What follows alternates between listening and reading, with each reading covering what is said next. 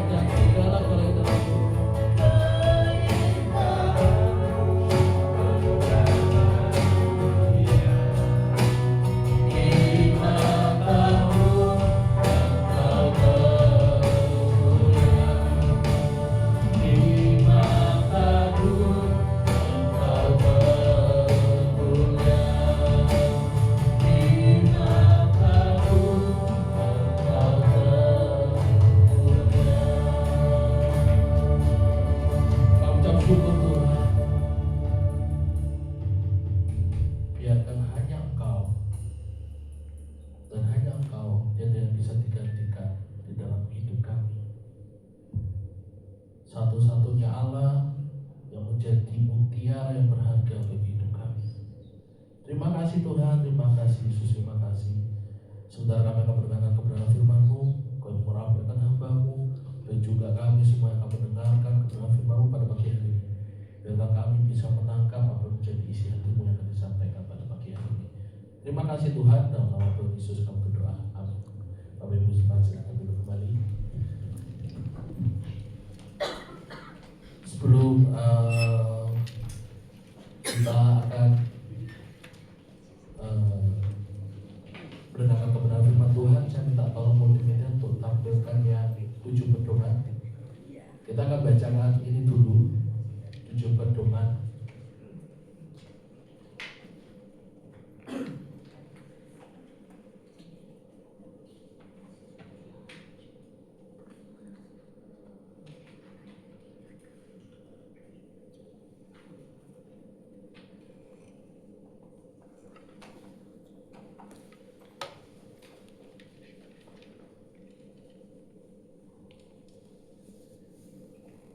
Oke, ini dia.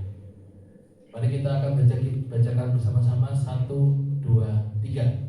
Mengasihi Tuhan dan sesama, setia sampai mati, bertumbuh dalam firman Allah, hidup suci, penuh dan dipimpin Roh Kudus, melangkah dengan iman, tetap menyala. Puji nama Tuhan. Biarkan 7 pedoman ini terus kita ingat, terus kita bahkan aplikasikan di dalam setiap kehidupan kita. Nah, pada pagi hari ini saya ingin membawakan satu tokoh yang menurut saya cukup baik, yaitu dari Daniel. Mari kita akan buka Alkitab kita di dalam Daniel pasal yang pertama, ayat yang pertama sampai yang ke-21.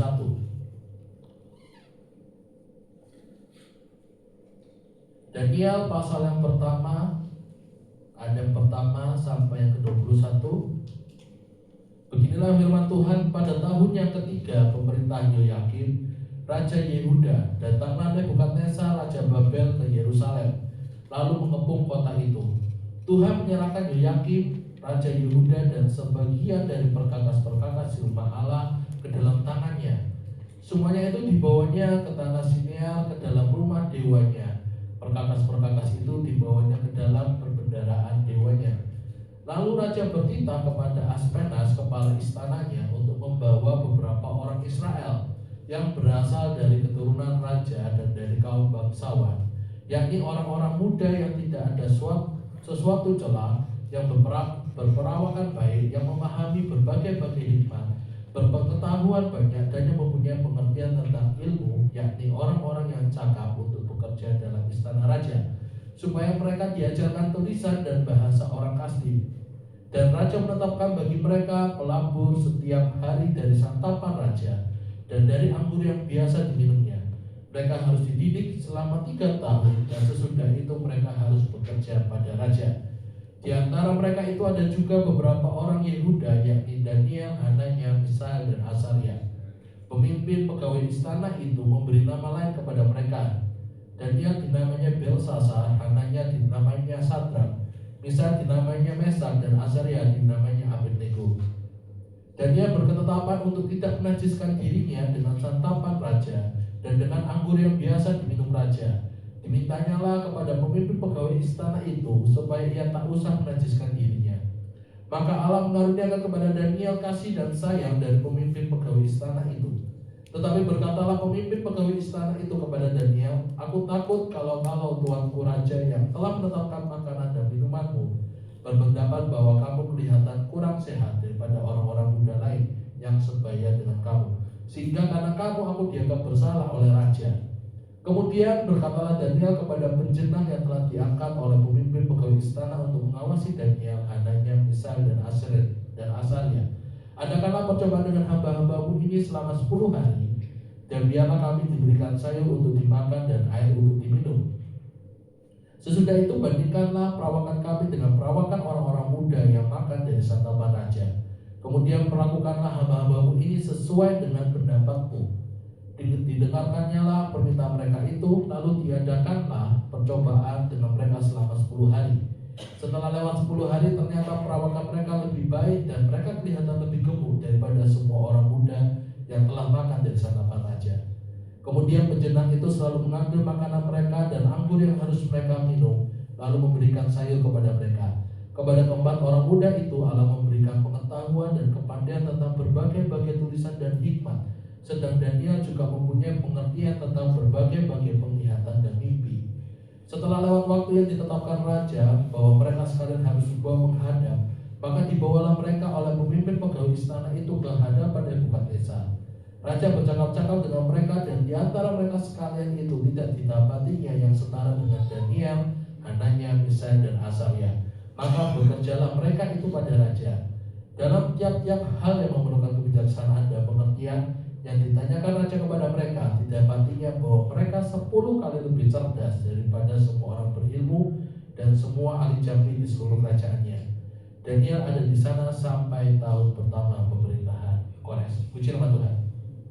Ayatnya cukup panjang ya, dari ayat pertama sampai 21. Ada hal yang menarik dari Daniel sendiri. Kalau kita baca tentang kitab Daniel, khususnya terutama semua pasal yang ada di dalamnya, kita akan dilihatkan bahwa hal yang pertama yang terjadi di dalam awal mula kisah Daniel adalah bahwa kerajaan Yehuda diserang oleh Babel. Kerajaan Yehuda diserang oleh Babel, dan tidak hanya diserang, tetapi bahkan seluruh harta dari Bait Allah separuhnya dibawa ke Babel. Harta yang ada di dalam rumah Allah itu dibawa kepada Babel dan diletakkan di bait sucinya dewanya sana, dewanya Babel. Dan tidak hanya harta bendanya, tapi juga orang-orangnya. Dan orang-orangnya adalah orang-orang yang tentu saja terpilih. Karena apa? Karena tujuannya adalah untuk melayani raja mereka, untuk melayani Raja Nebukadnezar. Kalau kita tadi baca di pasal yang pertama, ada begitu banyak persyaratan. Mereka harus dari golongan anak-anak raja dan anak-anak bangsawan. Yang kedua adalah mereka harus ganteng. Yang ketiga adalah mereka tidak boleh ada satu cacat apapun, entah matanya error lah, atau matanya minus, atau apapun itu tidak boleh ada. Tak kulitnya tiba-tiba ada yang warnanya lain lah, tidak boleh. Jadi benar-benar diseleksi sama Raja Babel dan sebagainya. Kita akan lihat hal itu di berikutnya. Nah, yang pertama yang saya ingin lihat adalah Daniel dan teman-temannya ternyata merupakan golongan dari bangsawan atau anak dari keturunan raja. Kenapa? Karena mereka adalah 4 orang dari sekian banyak orang Israel yang dibawa ke Babel. Jadi mereka tentu saja harus berada di dalam golongan bangsawan. Yang kedua adalah mereka harus melewati tahap demi tahap. Tadi sudah saya sebutkan bahwa mereka nggak boleh ada cacat apapun, entah cacat kulit, entah cacat secara tubuh dan sebagainya, tidak boleh. Yang kedua adalah mereka harus berpenampilannya menarik sekali. Ketiga, mereka harus pintar, tidak boleh istilahnya bahasa kasarnya itu tidak boleh tidak tahu apa-apa gitu. Mereka harus pintar. Tidak hanya pintar, mereka juga harus mau belajar. Dan yang terakhir, mereka harus tahu secara etika untuk melayani raja bagaimana, untuk bekerja di istana raja bagaimana. Tentu untuk persyaratannya begitu banyak, dan ada penyaringan demi penyaringan. Dan Daniel dan teman-temannya ternyata lolos penyaringan itu. Berarti kalau kita bisa gambarkan, berarti bahwa Daniel ini ganteng orangnya, badannya perfect, pintar juga, mau belajar, bahkan dikatakan dia beretika, tahu cara etika melayani sang raja. Berarti secara fisik bagus, secara intelektual oke, secara emosional dan etika mantap gitu. Jadi Daniel, Hananya, Misael dan Azaria, 4 orang ini dan teman-teman yang lain. Tapi saya menyoroti hanya 4 orang ini, mereka perfect gitu istilahnya, lolos. Kalau kita melihat sekarang di dunia pekerjaan, terutama bagi beberapa teman-teman yang rekan-rekan yang di sini jemaat Tuhan yang pernah mengalami proses melamar kerja, persyaratannya ada banyak. Ada yang harus berpenampilan menarik lah, harus menguasai minimal kategori ini dan sebagainya. Daniel, Azaria dan Misael dan sebagainya, teman-temannya itu mereka lolos betul. Nah, lalu ternyata tidak hanya berhenti di situ saja. Ada sesuatu hal yang berbahaya yang dilakukan oleh Babel kepada mereka, yaitu mereka mengganti nama mereka. Daniel diganti menjadi Belsasar, Hananya diganti menjadi Sadrak, Misael diganti menjadi Mesak, dan Azaria diganti menjadi Abednego. Nama itu adalah identitas kita. Ketika kita baru lahir, ketika bayi itu lahir, pasti dikasih nama oleh orang tua, dan itu menjadi identitas si bayi itu. Ketika nama itu tiba-tiba ada orang lain yang mengganti, berarti dia secara tidak langsung mengganti identitas si anak itu. Dan Babel hendak mengganti identitas dari anak-anak Tuhan, dari umat Israel yang bekerja di Babel. Memang tidak disebutkan bagaimana dengan orang-orang Israel yang lain, tetapi hanya disebutkan 4 nama ini aja. Daniel yang awalnya adalah, arti namanya adalah Allah adalah hakimku, diganti menjadi Belsasar, yaitu Bel atau dewa Bel yang melindungi hidupnya atau melindungi hidup raja. Jadi semua diganti dengan istilah dewa-dewanya Babel. Dari yang pertama mengatakan bahwa Yahweh atau Tuhan semesta alam yang menjadi hakimku, yang menjadi pembelaku, diganti menjadi dewanya Babel yang melindungi raja, bukan melindungi hidupnya, tapi melindungi orang lain. Lalu kedua adalah Hananya. Hananya itu memiliki arti nama bahwa Yahweh atau Tuhan itu pengasih, diganti menjadi Sadrak. Sadrak artinya adalah di bawah perintah dewa aku. Dewa aku itu adalah dewa bulan. Jadi namanya diganti menjadi bahwa Hananya yang aslinya adalah bahwa Tuhan itu maha pengasih, diganti menjadi aku tunduk di bawah perintah dewa bulan. Lalu yang berikutnya Misael. Misael itu arti namanya adalah siapakah seperti Tuhan, siapakah seperti Yahweh, diganti menjadi Mesak, yaitu siapakah yang seperti dewa bulan. Lalu yang berikutnya adalah Azaria. Azaria adalah Yahweh penolong atau Tuhan penolongku, diganti menjadi Abednego yang artinya adalah hamba dewa Nebo. Semua diganti. Lalu apa yang bisa kita tarik dari hal ini? Bahwa ternyata dunia sedang mencoba mengganti identitas kita sebagai anak-anak Tuhan. Babel mencoba mengganti identitas dari orang-orang Israel yang dulu namanya adalah memuji dan memuliakan Tuhan, memuji dan memuliakan Yahweh, diganti menjadi memuji dan memuliakan dewa dan dewinya orang Babel.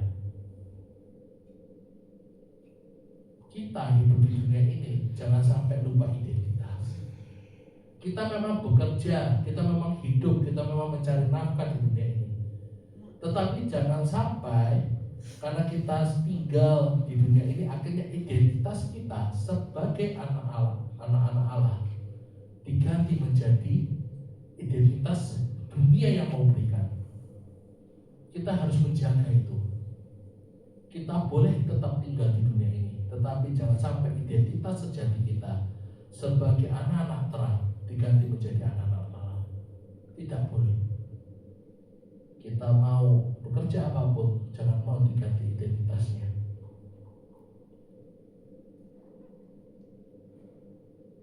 Dan tidak hanya berhenti sampai di situ saja.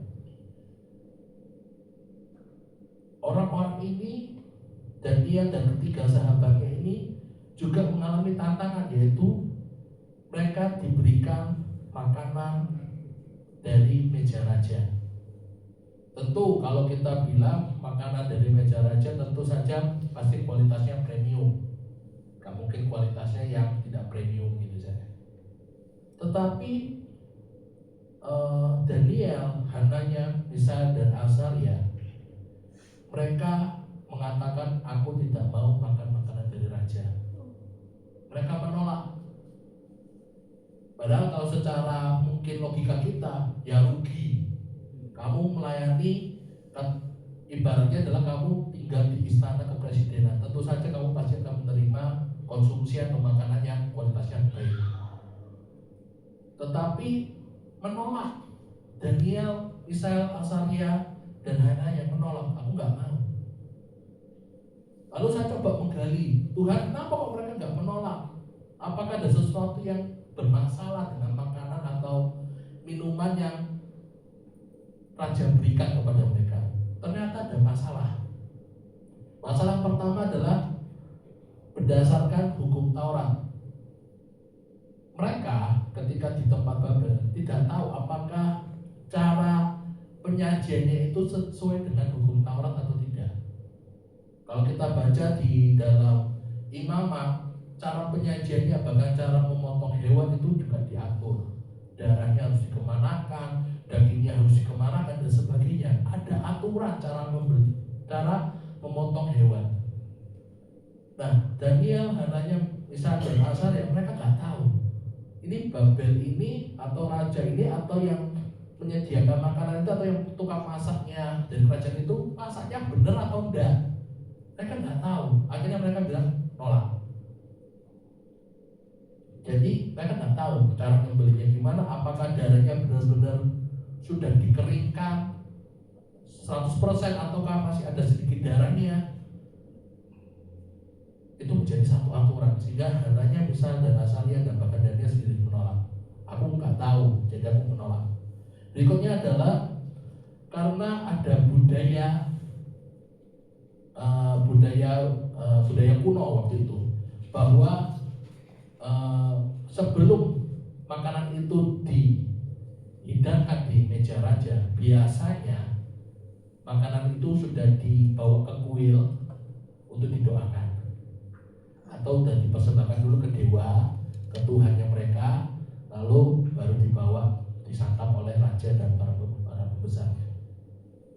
Secara kebudayaan itu biasanya kerajaan-kerajaan lain mereka akan bawa itu dulu ke kuil untuk disembayangi dulu. Daniel dan teman-temannya bilang no, aku nggak mau. Aku mau tetap berpegang pada Tuhanku. Dan yang ketiga, ini adalah kayak satu budaya tapi bisa benar bisa enggak ya. Yang ketiga adalah sebagai simbol satu loyalitas. Kalau orang sudah tinggal di tempat itu, hidup di tempat itu, bahkan sudah sampai dikasih nafkah, seolah-olah bahwa hidupnya bersumber dari orang itu. Jadi misalnya kita tinggal di, saya siapa? Saya tinggal di Koandi, hidup di Koandi sekian lama, bahkan makan dari tangan Koandi, seolah aku mengabdikan hidupku buat Koandi. Itu secara budaya. Sehingga Daniel ada kemungkinan dia nggak mau bahwa tetap loyalitasku untuk Tuhan. Memang aku bekerja di Babel, memang aku hidup, aku dapat makan dari Babel, tetapi loyalitasku, integritasku hanya untuk Tuhan. Sama dengan kita hidup di dunia ini, kita memang makan dari dunia ini, dari hasil yang kita kerja payah, kita bercucurkan keringat dan sebagainya, kita memang dapat makan di tempat ini. Tapi bukan berarti hidup kita berikan sepenuhnya buat dunia. Nah, tetap hidup kita sepenuhnya buat Tuhan kita. Itulah kenapa Daniel nggak mau. Daniel dan ketiga teman-temannya nggak mau. Dan yang menarik adalah ketika saya berbicara ketika bangsa Israel itu dibawa oleh Babel, itu jumlahnya gak hanya 4 orang, gak hanya cuma Daniel, Azaria, Mishael dan Abednego. Dan tetapi ada begitu banyak. Tetapi yang menarik di Alkitab jelas-jelas ditulis adalah di dalam Daniel pasal pertama ayat yang ke-8 sampai ayat yang ke-8. Daniel pasal pertama ayat yang ke-8 dikatakan bahwa hanya 4 orang ini saja yang menolak. Berarti pertanyaannya adalah kemana yang lain?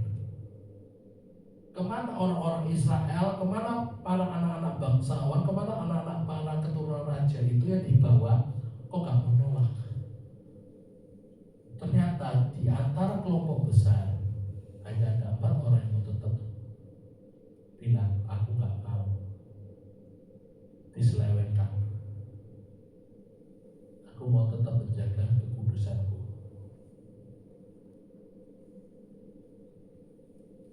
Ini menjadi satu perenungan.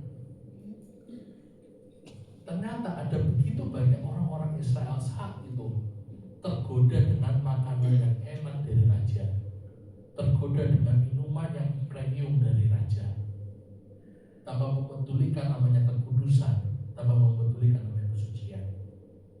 Yang penting gas enak dulu. Tapi hanya 4 orang ini saja, Daniel, Hananya, Misael, dan Azaria, yang mengatakan kalau itu tidak kudus, aku tidak mau. Bila ini menjadi satu bentuk integritas kita juga. Ketika kita ditawari oleh dunia hal-hal yang tidak benar, kita bisa mengatakan no untuk dosa. Jangan berkompromi dengan dosa. Memang kadang-kadang ketika kita menjalani kehidupan sehari-hari, kadang-kadang ada orang mengatakan sulit, terutama bagi jemaat Tuhan di sini yang kebanyakan dalam bisnis. Kadang-kadang sulit ketika bisnis, kadang-kadang dihadapi dengan beberapa orang yang kok curang, kok ini. Kita harus bisa menyatakan sikap, aku tidak mau berkompromi dengan sesuatu yang bukan dari Tuhan, dengan sesuatu yang salah dari Tuhan, dengan sesuatu yang salah dan bukan dari Tuhan. Kita harus berani tegas. Sekali kita berkompromi, maka akan timbul kompromi berikutnya.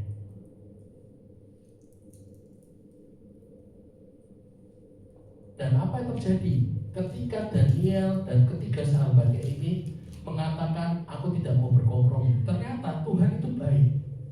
Tuhan itu di dalam ayat yang ke-15 dikatakan bahwa setelah mereka diuji coba hanya cuma makan sayur saja, ternyata perawakan mereka jauh lebih sehat, jauh lebih baik. Mereka yang mau hidupnya benar-benar menjaga turut dan sesuai dengan apa yang Tuhan mau, Tuhan kasih bonus. Bonus yang pertama yang kita lihat di dalam kitab Daniel adalah perawakan mereka lebih baik. Bonus kedua, mereka dikasih kecerdasan berbagi beberapa kali lipat oleh Tuhan, sehingga mereka sangat cerdas dalam berbagai tulisan apapun dan hikmat apapun atau pengetahuan apapun. Dan khusus untuk Daniel dikatakan berarti ayat yang ke-17, khusus kepada Daniel Allah memberikan pengertian tentang berbagai penglihatan dan mimpi. Daniel dapat juga, selain yang 3 temannya ini dapat, selain badannya sehat, selain mereka pintar, tambah pintar, Daniel juga dapat special gift dari Tuhan, yaitu pengertian tentang berbagai penglihatan dan mimpi.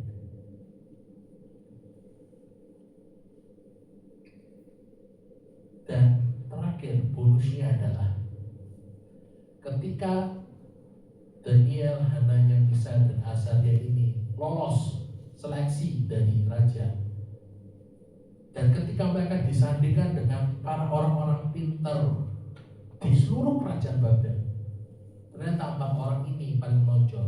Bahkan Alkitab ditulisnya mereka 10 kali lebih pintar daripada orang pintar. Wow.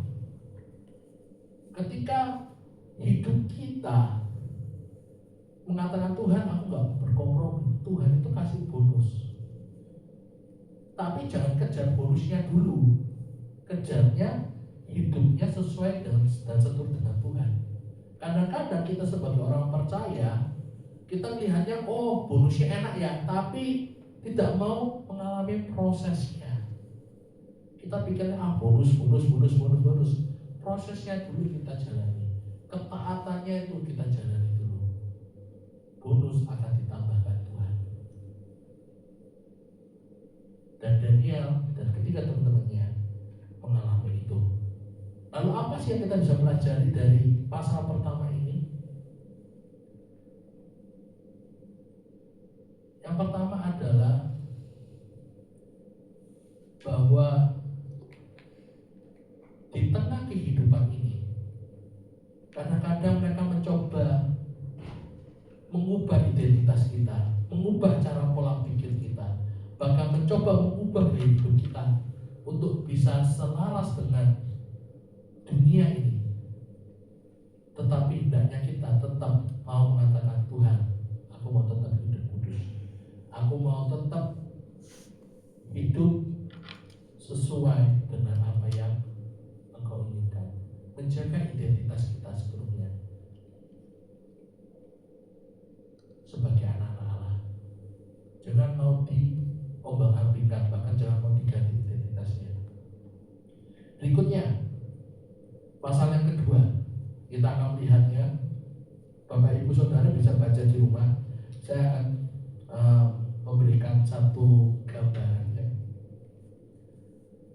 bahwa di dalam pasal kedua ini ada satu masalah, yaitu masalahnya ketika Raja Nebukadnezar mimpi, lalu mimpinya itu bikin gelisah.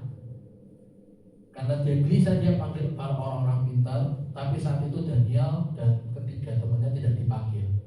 Jadi hanya orang-orang pintar yang lainnya dipanggil, suruh nebak, suruh mengartikan mimpinya. Nah, singkat cerita, para orang-orang pintar itu tanya, Raja atau Paduka, boleh gak cerita mimpinya apa? Tapi rajanya bilang, tebak odewi. Ayo aku mimpinya apa yuk, gitu ya. Ini adalah sesuatu yang tidak masuk logika. Yang mimpi siapa, suruh nebak mimpi orang lain. Ini sesuatu perkara sulit. Misalnya contoh paling gampang, Kuandi mimpi, tiba-tiba Kuandi gelisah, JK tanya ke Kuandi misalnya, kok kenapa? Kuandi gak mau cerita ke JK, bahkan ngomongnya apa? Ayo tebak yuk, aku mimpi apa tadi? Gak mungkin, secara logika gak mungkin. Gak ada orang bisa nebak, kecuali kalau sudah diceritakan dulu. Ini yang terjadi di pasal 2. Raja ini nyuruh orang pintar tuh nebak, aku ini tadi mimpi apa ya? Ini suatu hal perkara mustahil. Karena gak ada yang bisa jawab, raja ini emosi. Akhirnya bilang, udah tak bunuh semua orang-orang pintarnya, termasuk Daniel yang kena juga akan dibunuh. Tapi Daniel itu singkat cerita mengatakan, aku hadap raja dulu deh. Hadap raja, meminta waktu, dan setelah itu mereka, si Daniel ini ngasih tahu ke tiga temannya. Untuk apa? Merendahkan diri di hadapan Tuhan. Kenapa? Karena ini perkara mustahil. Yang punya mimpi gak mau cerita, suruh orang lain yang nebak, ini perkara mustahil. Akhirnya Daniel mengatakan, yuk kita berdoa bersama-sama. Raja Hananya, Misar dan Azaria, kita berlutut di hadapan Tuhan. Tuhan tolong. Tuhan tolong. Ini perkara gak mudah. Dan akhirnya singkat cerita, kalau kita baca di beberapa ayat berikutnya di dalam pasal kedua, akhirnya Tuhan membukakan, menyingkapkan sebenarnya raja ini mimpi apa. Dan akhirnya Daniel menghadap raja dan menceritakan hal itu, menceritakan kepada raja bahwa mimpinya raja ini dan artinya ini. Karena itu raja itu bersuka cita dan bahkan mengatakan bahwa Tuhan yang kamu sembah, Tuhan yang benar-benar Tuhan yang hidup.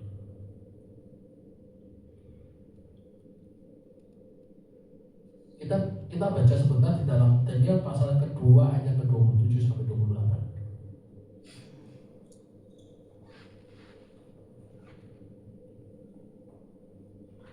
Daniel 2 pasal yang ke-27 dan 28. Beginilah firman Tuhan. Daniel menjawab katanya kepada raja, rahasia yang ditanyakan tuanku raja tidaklah dapat diberitahukan oleh raja. Diberitahukan kepada raja oleh orang bijaksana, ahli jampi, orang berilmu atau ahli nujum. Tetapi di sorga ada Allah yang menyingkapkan rahasia-rahasia. Ia telah memberitahukan kepada tuanku raja Nebukadnezar apa yang akan terjadi pada hari-hari yang akan datang. Mimpi dan penglihatan yang tuanku lihat di tempat tidur ialah ini. Jadi ketika Daniel ini dapat sesuatu dari Tuhan, dia nggak mengatakan, oh raja aku pintar, tak kasih tahu mimpi. Enggak. Tapi Daniel ini tetap rendah hati, tetap mengatakan, tuanku raja, perkara yang tuanku raja ini kasih tahu, yang minta ini adalah sesuatu yang sulit. Tetapi dia mengatakan Tuhan, dia yang membukakan semuanya.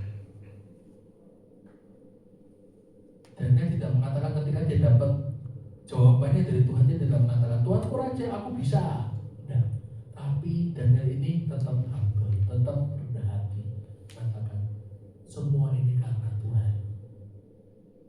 Ada Tuhan yang di surga yang telah mengungkapkan itu kepada tuanku raja, kepada saya. Ini menjadi satu hal yang penting. Ketika kita mendapat jawaban, ketika kita mendapatkan sesuatu hal yang bagus dari Tuhan, hendaklah kita memiliki sikap hati untuk tetap rendah hati. Jangan mengatakan, oh aku bisa karena kekuatanku, oh aku pintar karena kekuatanku. No. Bahwa kita harus menyadari semua itu karena Tuhan, bukan karena kuat kita, bukan karena kata kita, itu semua karena Tuhan.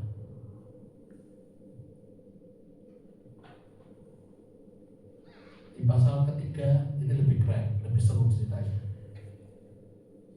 Ceritanya adalah kurang lebih raja ini bangun patung dan dia memerintahkan seluruh pejabat yang ada di Babel itu harus datang di upacara peresmian, upacara peresmian patungnya dibuat.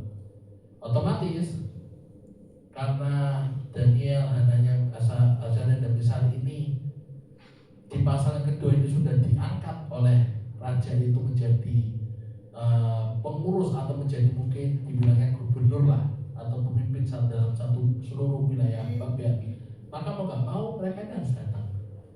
Cuma di pasal 2 ini Daniel ini meminta memohon kepada raja supaya urusan administrasi pemerintahan diserahkan kepada 3 sahabatnya.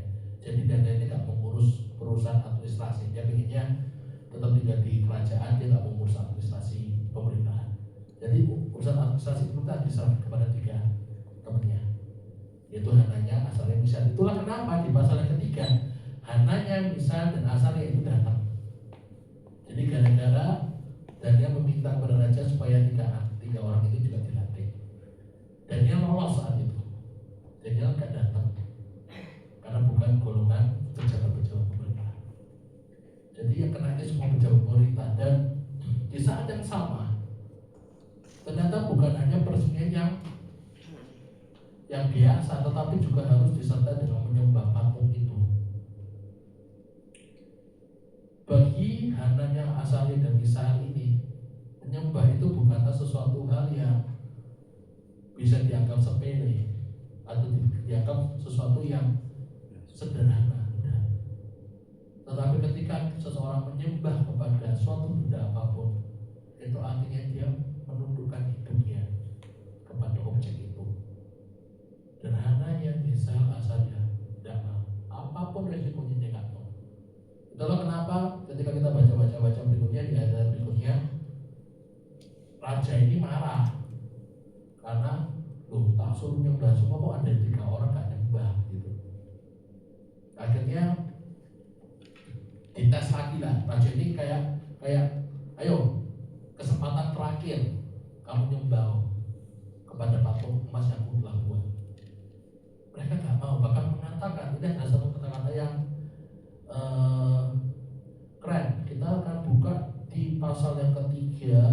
ayat yang ke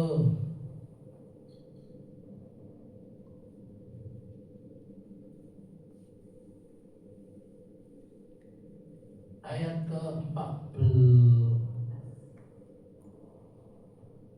Ayat ke-16.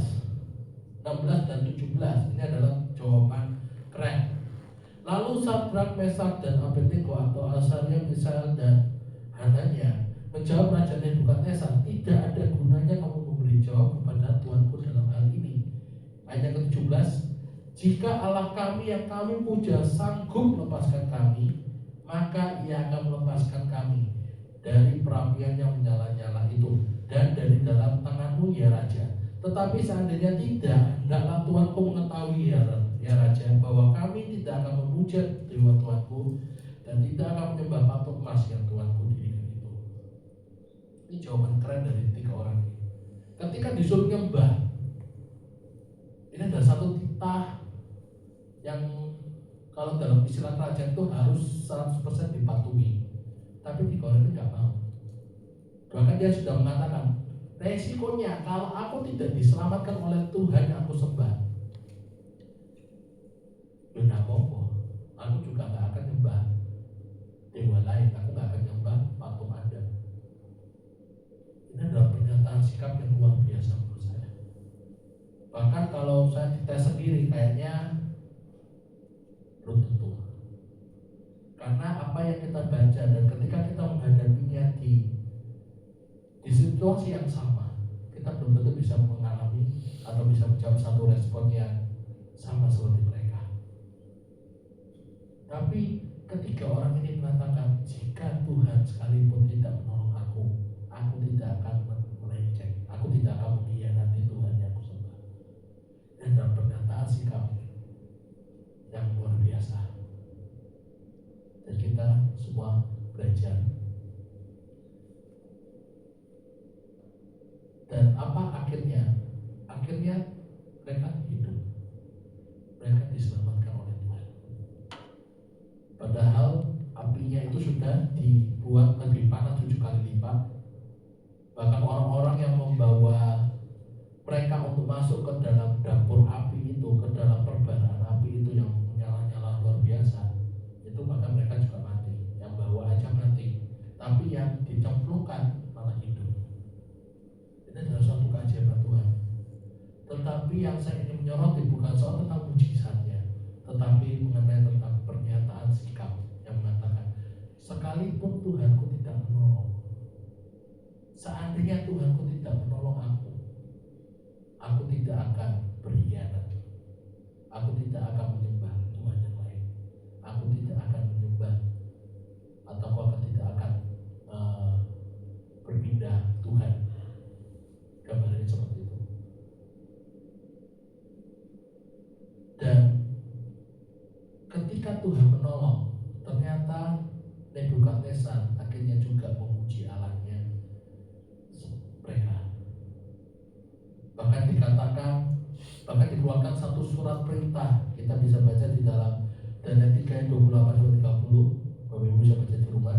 Itu ada satu dekret dari surat pemerintahan mengatakan bahwa hanya boleh memuliakan Allahnya Israel.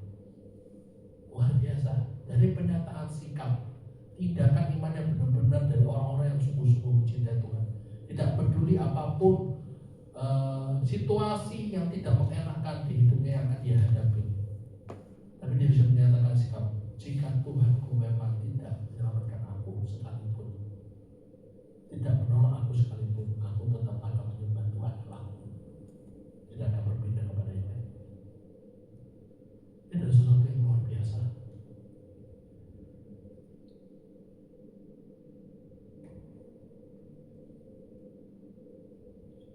Dan di ayat berikutnya, yaitu di dalam pasal 4 dan 5, ini adalah kisah tentang Daniel sendiri. Kalau tadi di pasal yang ketiga adalah kisah dari teman-temannya, di pasal 4 dan 5 adalah kisah ketika Daniel ini diminta untuk menafsirkan apa yang terjadi, baik dari mimpi, dari penglihatan dan sebagainya. Dan dia melakukannya dengan baik. Kita akan loncat di dalam pasal yang ke-6. Pasal yang ke-6 ini adalah ketika Daniel dipilih oleh Raja Media Persia. Dulu kan Babel, sekarang sudah pindah kerajaan, sudah berpindah istilahnya dinasti. Dulu dinasti Babel, sekarang dinasti namanya Media Persia, sudah pindah kerajaan. Daniel ini akhirnya diangkat oleh raja tersebut menjadi 3 pejabat paling tinggi, salah satu dari ketiga pejabat itu, di mana para pejabat-pejabat lain itu harus laporan sama dia. Kalau bisa saya ibaratkan mungkin seperti Perdana Menteri. Jadi Daniel ini seperti salah seorang Perdana Menteri dari 3 Perdana Menteri lainnya. Sehingga seluruh gubernur, seluruh wali kota atau apapun yang pemerintah itu harus laporan kepada mereka. Dan karena hidupnya Daniel ini, dia selain hidup kudus, tapi juga dia ada namanya roh yang luar biasa, atau bahasa Inggrisnya adalah spirit of excellency. Artinya dia hidup dengan melakukan sesuatu yang excellent atau sesuatu yang baik, sehingga teman-teman yang lain itu cemburu. Teman-teman sesama pemerintahannya cemburu, mengatakan apa? Ini kok orang kok terlalu kalau kerjanya. Sehingga karena dia Daniel ini ketika dia bekerja sekalipun dia begitu excellent, begitu dia melakukan sesuatunya itu dengan sesuatu yang jauh lebih baik daripada teman-temannya. Akhirnya si raja ini ingin mengangkat Daniel lebih tinggi lagi, dan itu membuat kecemburuan para pejabat-pejabat lainnya. Dan singkat cerita, akhirnya pejabat-pejabat lainnya ini mencari-cari kesalahannya. Apakah dia pernah melakukan korupsi, apakah dia pernah melakukan kesalahan dalam pemerintah, dalam tangan administrasi dan sebagainya. Dia cari, musuh-musuhnya itu pada cari, dan tidak diketemukan. Dan hanya diketemukan masalahnya, yaitu orang ini rajin berdoa. Masalahnya itu, masalahnya hanya ditemukan oleh musuh-musuhnya Daniel adalah Daniel terlalu rajin berdoa, sehari 3 kali. Itu yang dijadikan masalah sama. Dan akhirnya mereka mengadakan tipu muslihat dan sebagainya. Akhirnya mereka berhasil menang, yaitu Daniel harus masuk gua singa. Dan kita tahu semua ending ceritanya adalah Tuhan menyelamatkan Daniel dari gua singa.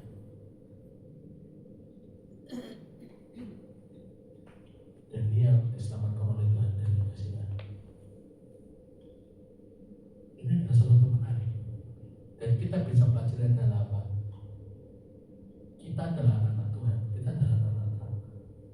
Baiklah kita mempunyai namanya spirit of excellency, atau roh yang ingin mengerjakan sesuatu itu dengan sempurna atau dengan jauh lebih baik. Lakukanlah itu di dalam setiap kehidupan kita. Yang bekerja, lakukanlah yang terbaik. Yang sebagai ibu rumah tangga, lakukan yang terbaik. Yang mungkin sebagai anak-anak sekolah, lakukan yang terbaik di sekolah. Dimanapun apapun bidang Anda, lakukanlah yang terbaik. Kalau kita masih ingat beberapa pesan yang lalu, ada sebuah kutip, ada sebuah kata-kata atau quotation yang menarik adalah lakukanlah segala sesuatu seperti engkau sedang melakukan itu untuk Tuhan.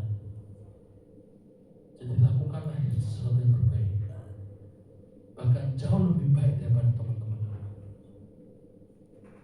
Itu yang Daniel lakukan, sehingga dia menjadi satu kesaksian bahwa dia adalah orang yang melakukan pekerjaan dengan baik. Ada satu cerita, cerita ini dia bukan orang Kristen ya, cuman saya mengambil kisahnya itu karena dia selalu mengambil pekerjaannya itu, selalu melakukan pekerjaan itu dengan baik banget. Kalau Bapak Ibu Saudara pernah ingat waktu kita di gereja yang di Pak Budi, gereja yang lama sebelum pindah di sini, ada namanya satu pegawainya, saya lupa namanya, ada satu pegawai laki-laki. Dia ini cuma kerjanya awalnya itu adalah sebagai ART, asisten rumah tangga. Saya lupa namanya, laki-laki, saya lupa namanya. Cuma dia kerjanya itu baik, bahkan luar biasa.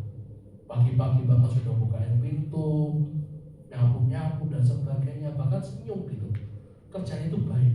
Akhirnya singkat cerita, karena kan kita gereja kita pakai di lantai 2, lantai satunya waktu itu disewakan showroom kalau nggak salah waktu itu. Sewakan showroom sepeda motor kalau nggak salah. Karena yang pemilik showroom ini melihat, ini kok pegawai kok bagus banget ya, ditarik lah untuk jadi pegawainya dia. Ngobrol lah, singkat cerita ngobrol sama dua yang punya inilah. Akhirnya dia kerja di showroom itu, dia melakukannya terbaik. Akhirnya dia dapat promosi lagi. Yang saya bilang apa? Kita lakukan yang terbaik di bidang kita. Lakukan yang terbaik. Demikianlah namanya spirit of excellence itu. Lakukan yang terbaik. Ketika kita bekerja mungkin suatu hal yang sederhana, tapi lakukanlah itu benar-benar seperti kamu melakukannya ketika untuk Tuhan. Kerjakan itu dengan yang baik. Jangan hanya disepelekan saja atau buat akhir kan gampang. Tidak. Tapi tidaklah kita melakukan juga sungguh-sungguh apapun itu. Baik kita yang bekerja, kita yang melayani, kita yang bersekolah, bahkan di dalam mungkin rumah tangga, keluarga dan sebagainya. Lakukanlah semua itu dengan yang terbaik. Lalu di pasal-pasal berikutnya adalah mengenai tentang Tuhan memberikan penglihatan kepada Daniel di masa depan. Saya tidak akan bahas karena itu sudah berkaitan dengan akhir zaman. Di situ ada buku 70 Daniel, penglihatan tentang hewan-hewan yang muncul dari laut dan sebagainya, itu sudah ranahnya akhir zaman. Saya tidak akan membahas itu. Dan apa sih yang dari kitab Daniel ini yang kita bisa pelajari? Ternyata ada 5 poin hal yang kita bisa pelajari dari kitab Daniel. Yang pertama adalah jangan lupakan identitas kita. Kita memang hidup di dunia ini, kita memang tinggal di dunia ini, kita memang masih di dunia ini. Tapi jangan pernah lupakan identitas kita siapa sebenarnya. Siapa kita sebenarnya?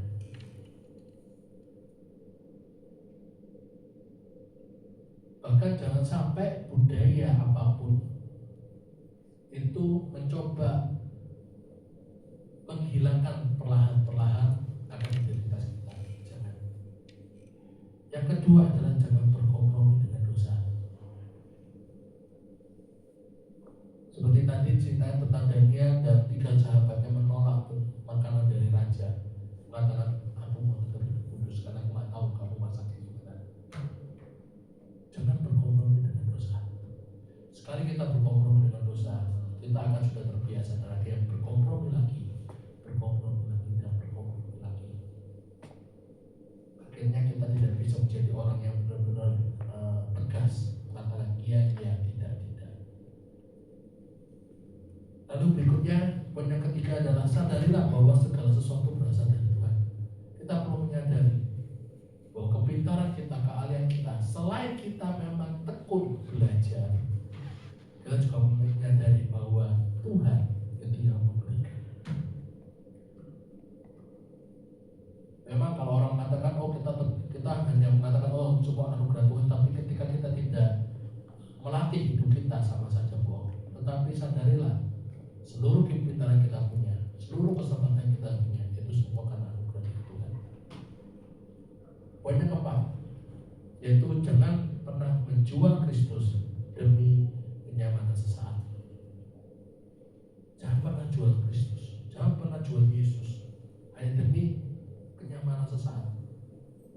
Yaitu seperti apa? Ketika Sadrak, Mesak dan Abednego dihadapkan untuk antara memilih menyembah dewa lain atau memilih kamu dibakar hidup-hidup. Sadrak, Mesak, Abednego tidak pernah menjual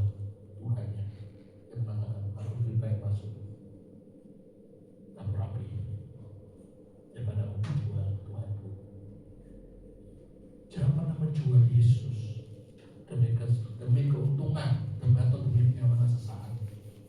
Ada begitu banyak hal ketika kita melihat di sosial media. Orang ini pindah agama menjual Yesus. Orang ini menjual Yesus. Kok gampang banget? Mungkin hanya demi dapat apa? Pasangan hidup, demi dapat pekerjaan, demi dapat promosi. Mereka menjual Yesus. Jangan pernah menjual Yesus hanya demi keuntungan. Dan poin yang terakhir, milikilah roh yang luar biasa atau spirit of excellency.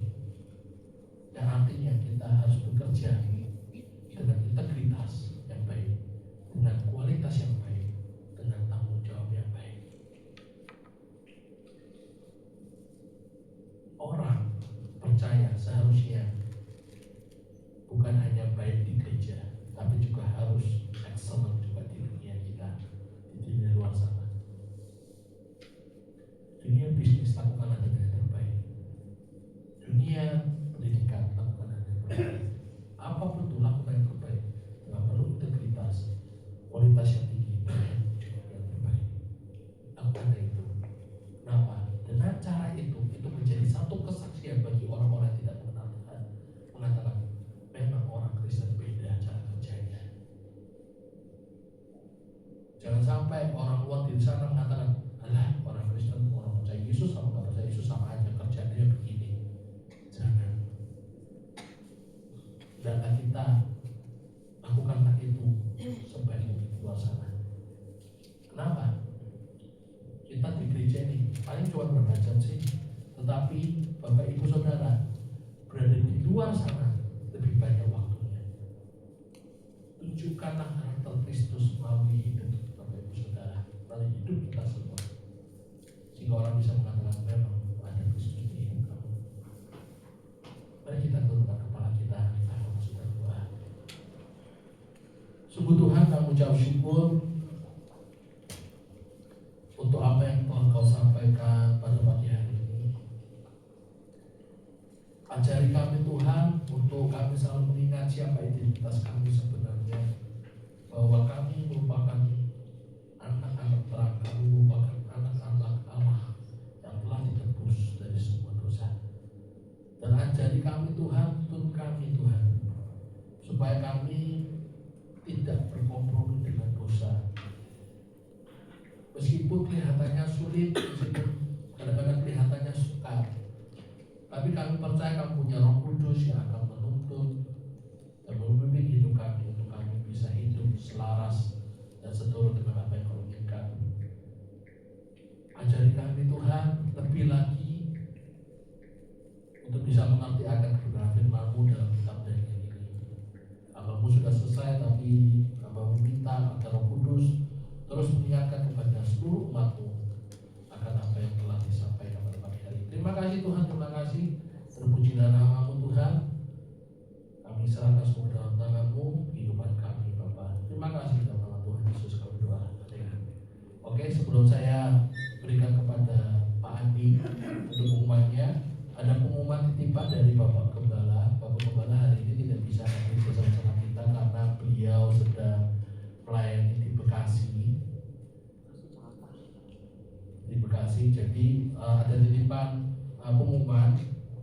Yang pertama adalah sesuai dengan apa yang telah disampaikan minggu lalu, bahwa seluruh jemaat Tuhan diharapkan memiliki saat teduh setiap hari minimal 1 jam. Jemaat Tuhan ya, proporsinya jemaat Tuhan. Khusus pelayan Tuhan 2 kali lipat, berarti 2 jam setiap hari doa saat teduh. Lalu khusus Bapak Gembala sesuai yang disampaikan yaitu 2 kali lipatnya dari pelayan Tuhan, yaitu 4 jam. Jangan lupa Alkitab dibaca, karena itu menjadi kekuatan bagi roh kerohanian kita. Dan yang terakhir adalah hari Rabu itu kita ada ibadah doa dan pendalaman Alkitab sesuai dengan arahan dari Ketua Panitia, mengatakan bahwa seluruh panitia Natal kalau bisa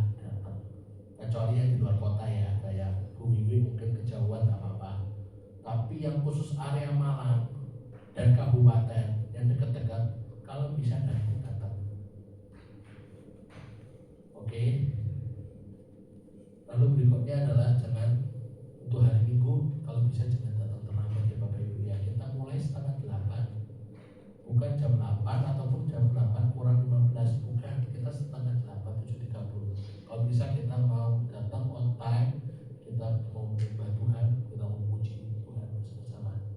Oke? Saya serahkan kepada Pak Andi untuk menyampaikan pengumuman selanjutnya. Para pemusik mohon silakan maju di depan muka.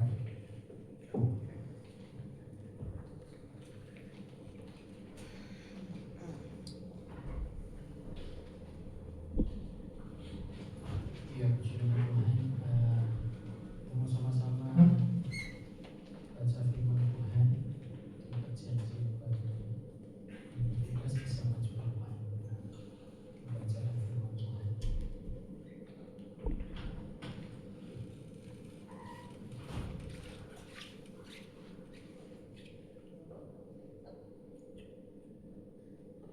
Baik, sahabat, saya akan membacakan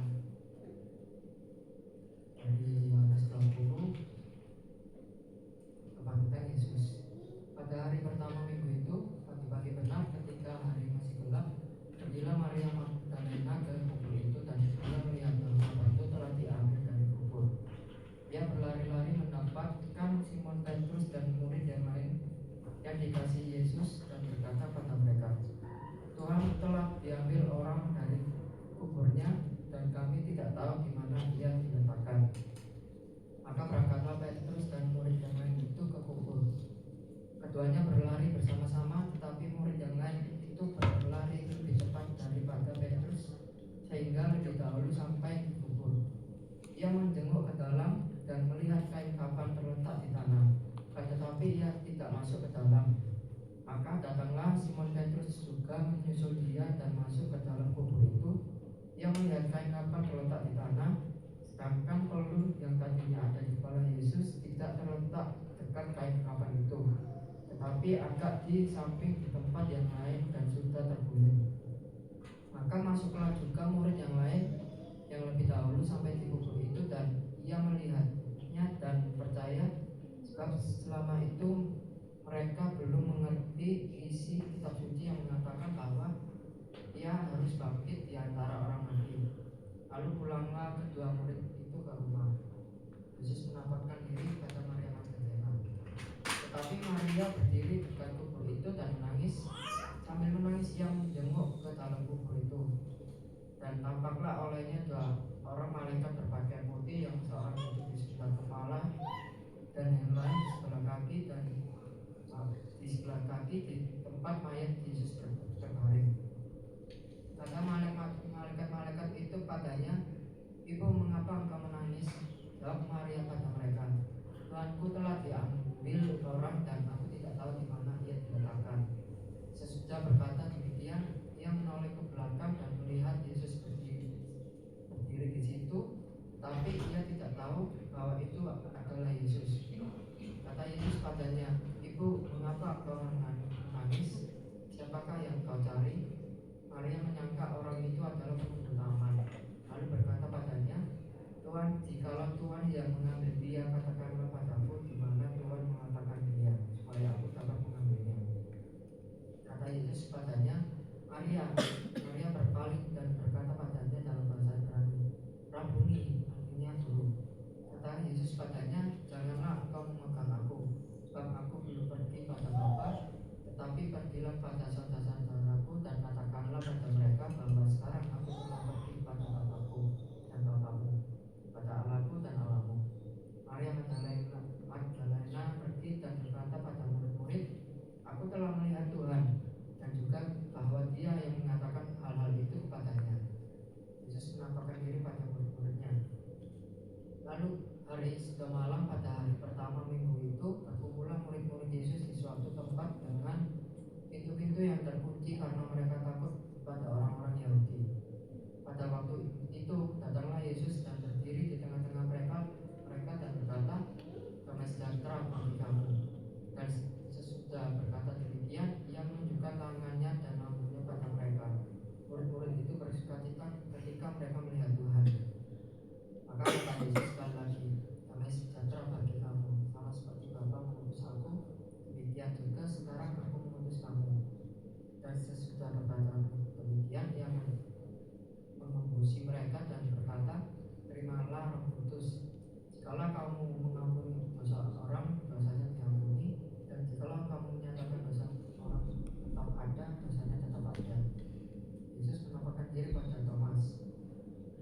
Tetapi Thomas, seorang dari ke-12 murid itu yang disebut Didimus, tidak ada bersama-sama mereka ketika Yesus datang ke situ. Maka kata murid-murid yang lain itu padanya, kami telah melihat Tuhan. Tapi Thomas berkata pada mereka, sebelum aku melihat bekas paku pada tangannya, dan sebelum aku mencucukkan jarinya dalam bekas paku itu dan mencucukkan tanganku ke dalam lambungnya, sekali-kali aku tidak akan percaya. 8 hari kemudian murid-murid Yesus berangkat kembali ke dalam rumah itu, dan Thomas bersama-sama dengan mereka. Sementara pintu-pintu terkunci, Yesus datang dan ia berdiri di tengah-tengah mereka dan berkata, damai sejahtera bagi kamu. Kemudian ia berkata pada Thomas, taruhlah jarimu di sini dan lihatlah tanganku. Ulurkanlah tanganmu dan cucukkan ke dalam lambungku, dan jangan engkau percaya lagi, melainkan percayalah. Thomas menjawab dia, ya Tuhanku dan Allahku. Kata Yesus padanya, karena engkau telah melihat aku, maka engkau percaya. Berbahagialah mereka yang tidak melihat namun percaya. Maksudnya Injil ini dicatat. Memang masih banyak tanda lain yang dibuat Yesus di depan mata murid-muridnya yang tidak tercatat dalam kitab ini. Tapi semua yang tercantum di sini telah dicatat supaya kamu percaya bahwa Yesuslah Mesias Anak Allah, dan supaya kamu imanmu memperoleh hidup dalam namanya. Demikian bacaan hari ini dan disyukuri. Terima kasih buat baca firman Tuhannya, perjanjian lamanya. Bapak Ibu bisa baca di rumah masing-masing ya. Sebelum kita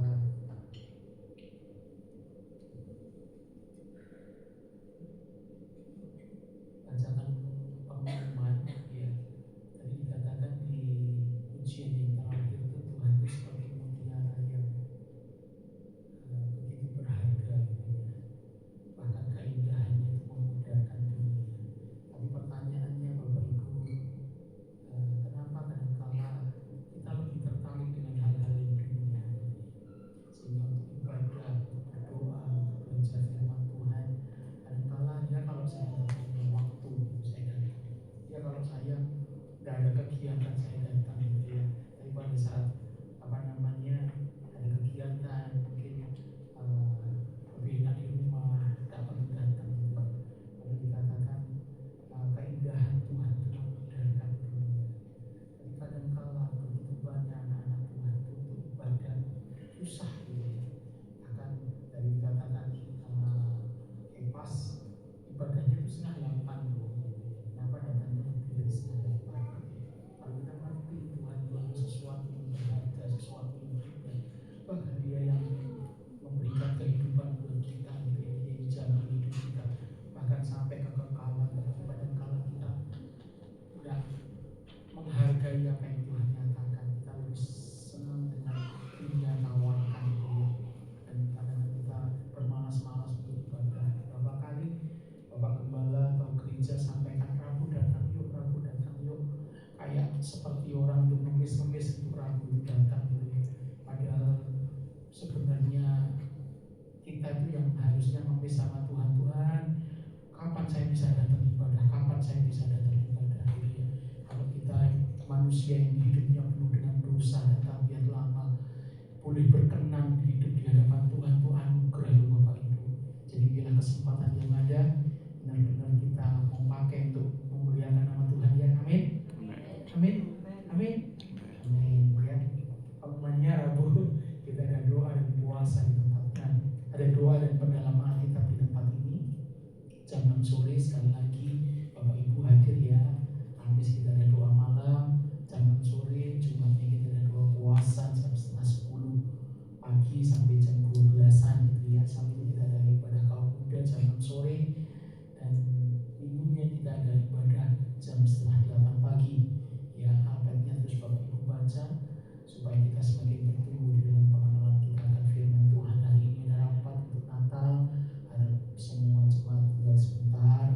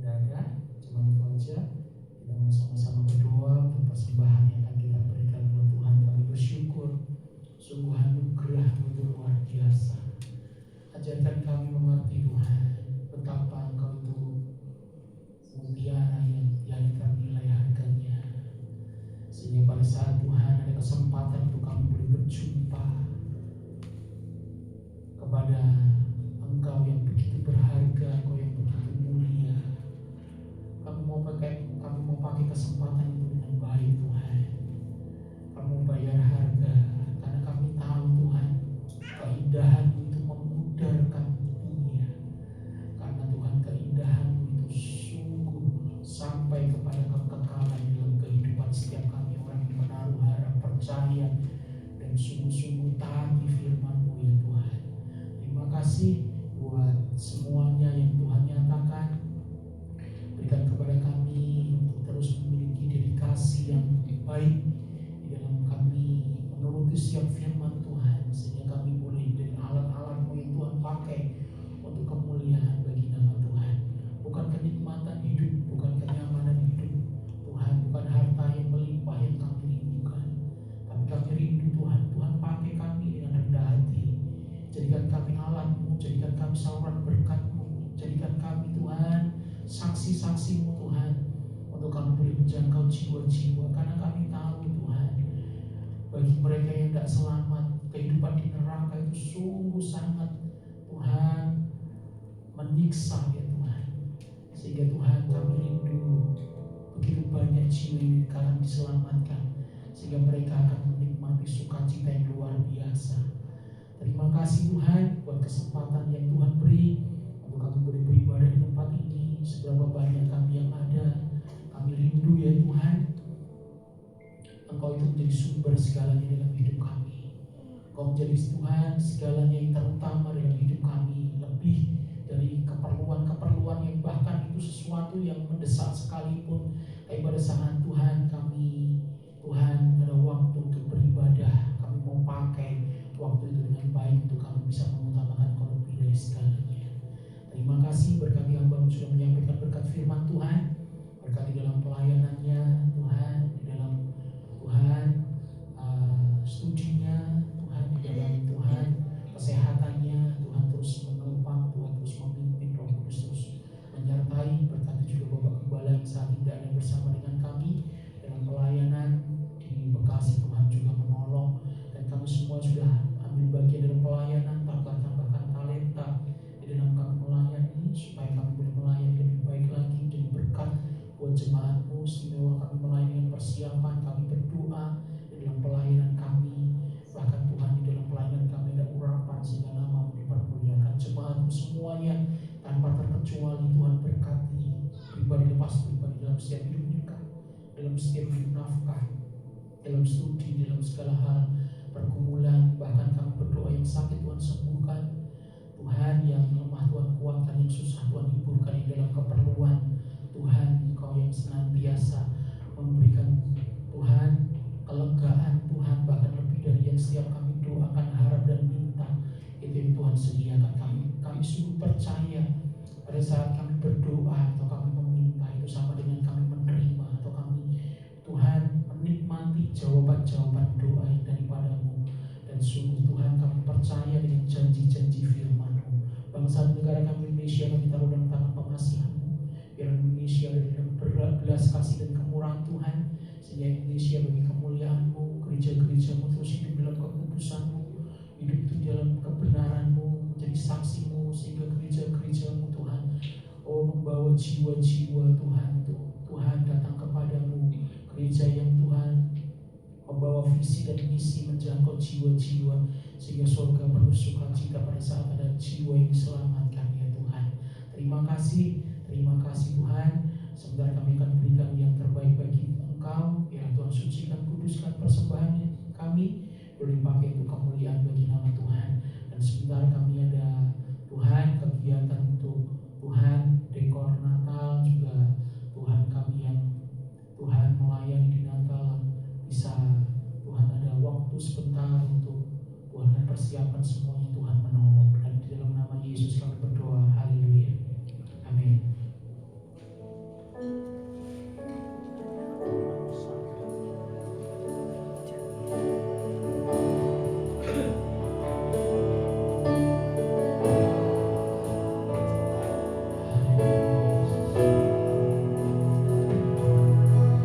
Jiwaku bertanya,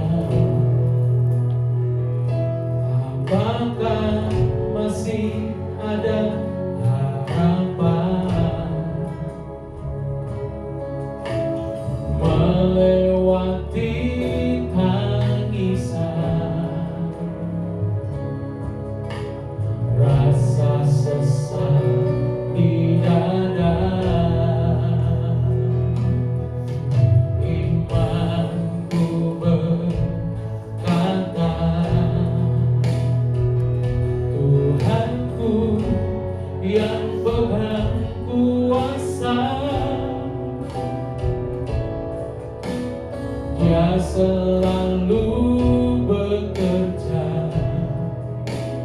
meski mataku tak melihat, walaupun gunung itu tak berpindah, tetap percaya punya kuasa. Sekalipun ku dalam lembah gelap, tak mengapa asal kau di sampingku. Walaupun masalahku masih ada, tetap percaya rencanamu terindah. Pribadimu takkan pernah berubah. Iman yang aku pegang padamu Tuhan yang setia.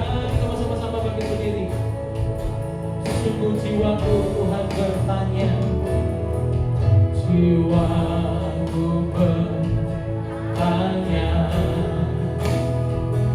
apakah masih ada harapan melewati tangisan,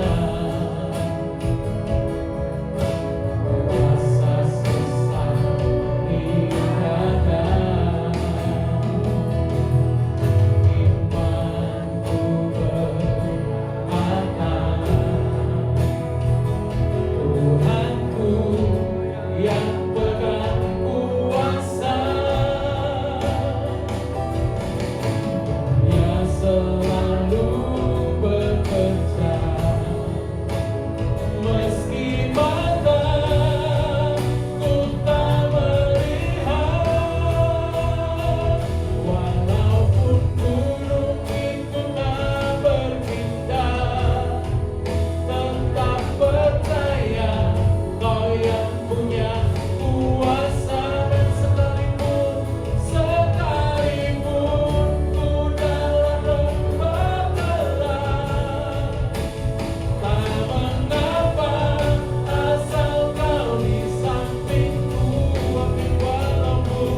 Walaupun masalahku masih ada, tetap percaya rencanamu terindah. Pribadimu takkan pernah berubah.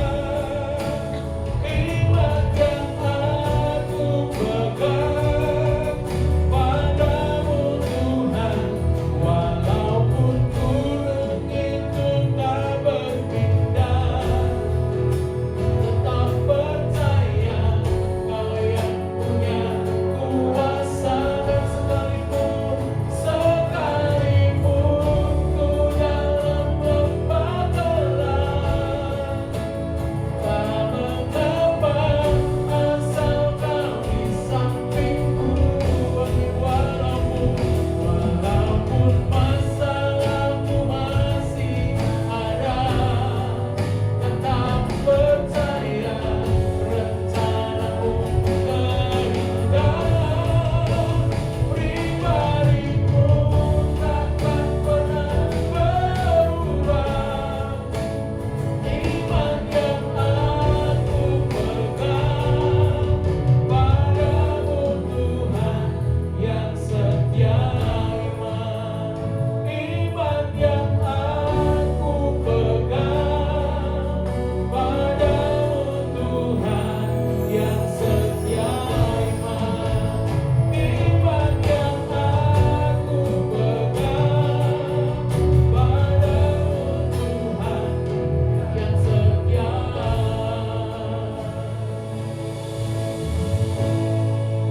Sungguh kami bersyukur Tuhan buat kasih dan kemurahan-Mu yang besar. Kami percaya sampai hari ini pun Tuhan, terus tangan kemurahan-Mu ada dalam setiap Tuhan umat-Mu ya Tuhan. Sehingga sampai saat hari ini pun Tuhan, Engkau masih menunggu untuk setiap kami boleh Tuhan ada di dalam setiap rumah Tuhan. Karena Engkau rindu kehadiran setiap kami ada di tempat ini untuk memuji dan memuliakan nama-Mu Tuhan. Bukan untuk kebaikan-Mu, tapi untuk kebaikan setiap umat-Mu. Sehingga berkat kemurahan-Mu itu terus mengalir dalam hidup setiap umat-Mu. Terima kasih Tuhan. Pada akhirnya Bapak Ibu Saudara sekalian dikasih Tuhan, biarlah Bapak Ibu pulang dengan bawa berkat damai sejahtera, kasih kemurahan yang berlimpah-limpah dari Tuhan. Kiranya turun atas kehidupan Bapak Ibu Saudara sekalian semuanya, mulai saat ini sampai selama-lamanya. Sehingga Tuhan memberkati keluar masuk, berangkat pulang Bapak Ibu, sehingga Tuhan aman sentosa yang dari Tuhan itu terus menyertai Bapak Ibu Saudara sekalian kasih Tuhan. Dan kiranya senantiasa Tuhan memberkati apa yang dikerjakan oleh semua daripada jemaat di tempat ini dibuatnya berhasil. Dan sehingga bukan untuk kemuliaan yang Tuhan dunia yang fana, tapi semuanya itu untuk kemuliaan bagi nama Tuhan. Dan di dalam nama Yesus kami berdoa dan ucap syukur. Haleluya. Amin. Menang besar di pihakku. Menang besar di pihakku. Menang besar di pihakku. Tuhan berkatiku berdiam juga. Menang besar di pihakku. Menang besar. Menang besar di pihakku. Menang besar di pihakku. Tuhan berkatiku berdiam juga. Menang besar di pihakku. Menang besar di pihakku. Menang besar di pihakku.